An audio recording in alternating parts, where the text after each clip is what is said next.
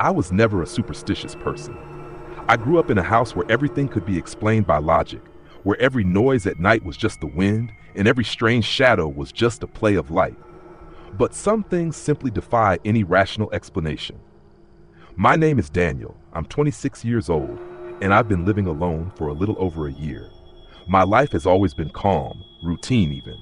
I wake up early, have breakfast, work all day, and at night I go home, make something to eat, and watch a movie before bed. A repetitive cycle, but comfortable. At least it was that way before I started noticing certain discrepancies.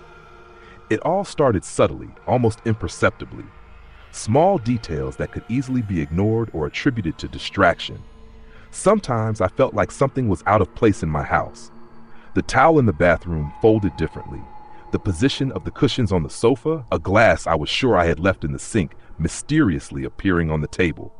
Small, insignificant things, but they gave me a strange feeling, as if someone had been messing with my things when I wasn't looking. I tried to convince myself that it was just my mind playing tricks on me. After all, living alone can do that to a person. With no one around to confirm your actions, you start doubting yourself. Maybe I was just forgetting banal details.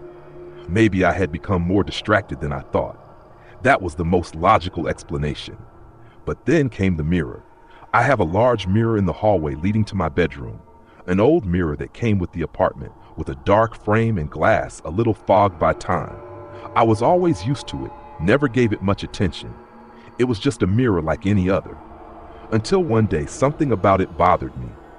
I couldn't exactly say what. I just felt that something was off. I stood there for a few moments, staring at my reflection, trying to identify what was different.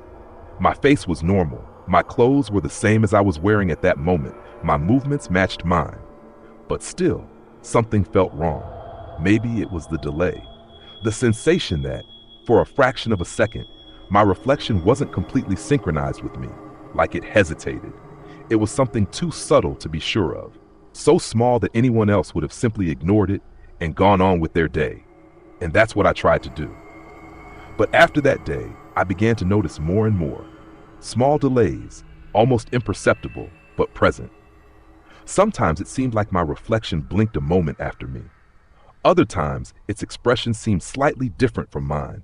A subtle change in the gaze, a furrowed brow I didn't remember making. Something that could easily be explained as an illusion, a trick of the mind, but I knew it wasn't. The discomfort grew stronger. I started avoiding looking at the mirror whenever I could. I would leave the room quickly, averting my eyes. But the more I tried to ignore it, the stronger the feeling became that something was wrong. It was as if my reflection was watching me, not just reflecting my movements, but actually looking at me as if it had its own consciousness. One night, after a long day at work, I came home exhausted. I threw my backpack on the couch and went straight to the bathroom without turning on the hallway light. As I passed by the mirror, I felt a chill run down my neck, a sudden wave of discomfort. It was as if I wasn't alone. My instincts made me stop and look back at the mirror. In the dim hallway, I could barely see my own face, just a vague silhouette against the dark glass. But something froze me. My reflection was there, still as it should be. But for some reason, I felt like it was waiting for something, like it knew I was watching it. I took a deep breath and turned on the light. Everything was normal. The same mirror, the same old frame, my own tired face staring back at me. I shook my head and tried to laugh at my own paranoia. Maybe I was just stressed. I needed a good night's sleep, but the problem didn't disappear. On the contrary, the next morning, while brushing my teeth, I noticed something that made my blood run cold. As I ran my hand through my hair, I saw that my reflection for a moment seemed to make the wrong movement. My arm lifted slowly, but in the reflected image, the gesture seemed to hesitate before following my lead. It was too quick to be sure. But at that moment, I felt a fear I had never felt before. Because in that fleeting instant, I had the sensation that what was in the mirror wasn't me. And somehow, it knew that I knew. The following days were tormenting. The more I tried to ignore the mirror, the more it seemed to draw my attention. Avoiding it became impossible. Whenever I passed by the hallway, I felt that chill in my neck, that sensation that something was lurking, waiting for the right moment to reveal itself. I started testing it. I would suddenly move my hand to see if my reflection followed. I stared fixedly at my own face, searching for any sign of discrepancy. And inevitably, I found it. On the third night after that first incident, everything became undeniable. I was in the bathroom, staring at my reflection with a fixed gaze. I could feel my heart pounding in my chest like a drum. My mind wavered between the certainty that it was all just paranoia and the absolute fear that this was real. I decided to do one more test. I slowly brought my hand to my face, dragging my fingers across my chin. This time, the reflection delayed. It was subtle, almost imperceptible, but it happened. I immediately stepped back, my breathing quickening. My eyes stayed fixed on the mirror, waiting for something else to happen. And it did. My reflection smiled. I didn't smile. My features were frozen in fear, but in the glass, my image distorted into a crooked, cold smile, something that didn't belong to me. Terrified, I took a step back, but my reflection didn't do the same. It stayed where it was, motionless, watching me. My muscles tensed, my whole body refusing to move. Then slowly, the reflection raised its hand and touched the inside of the mirror, as if it wanted to cross over. My lungs filled with air in a gasp, and without thinking, I ran.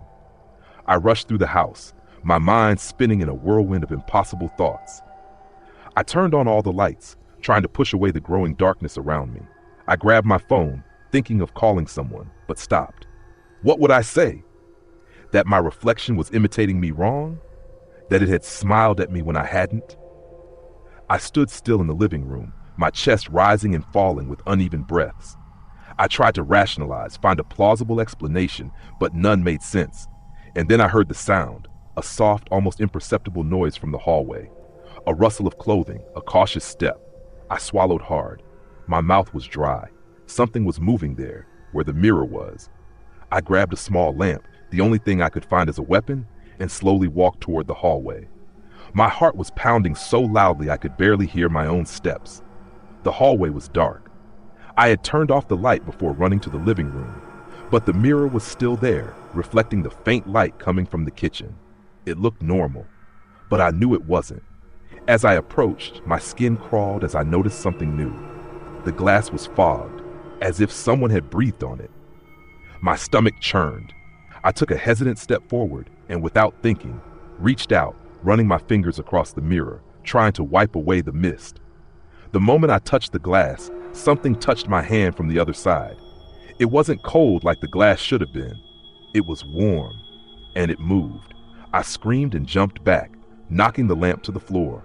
The light flickered wildly before going out completely, plunging me into darkness. And then I heard it, a low, hoarse laugh. It didn't come from inside my head. It wasn't an illusion. It came from the mirror. The laughter reverberated through the hallway, low and hoarse, as if it came from a deep, distant place. My muscles froze, the dread sinking into every fiber of my body. I wanted to run, but my legs wouldn't respond. Then the glass of the mirror cracked. A sharp, cutting sound filled the air, as if the mirror itself was about to shatter. Small fissures spread across the surface, radiating from the center where that thing had touched my hand. I took another step back, my breathing ragged. And then the reflection started to move on its own. It took a step forward, while I remained motionless. Its features were still mine, but distorted, a crooked little smile that didn't match the terror I felt. Its eyes were hollow, dark, as if there was only emptiness inside them. The glass cracked again. I knew that if I didn't act, something would come out of there. In a burst of pure desperation, I spun on my heels and ran to the kitchen. My fingers trembled as I frantically searched through the drawers until I found what I was looking for, a hammer. I returned to the hallway without thinking. The image in the mirror was now pressing against the glass, its lips moving as if trying to whisper something to me. But there was no sound, only that empty, hungry stare.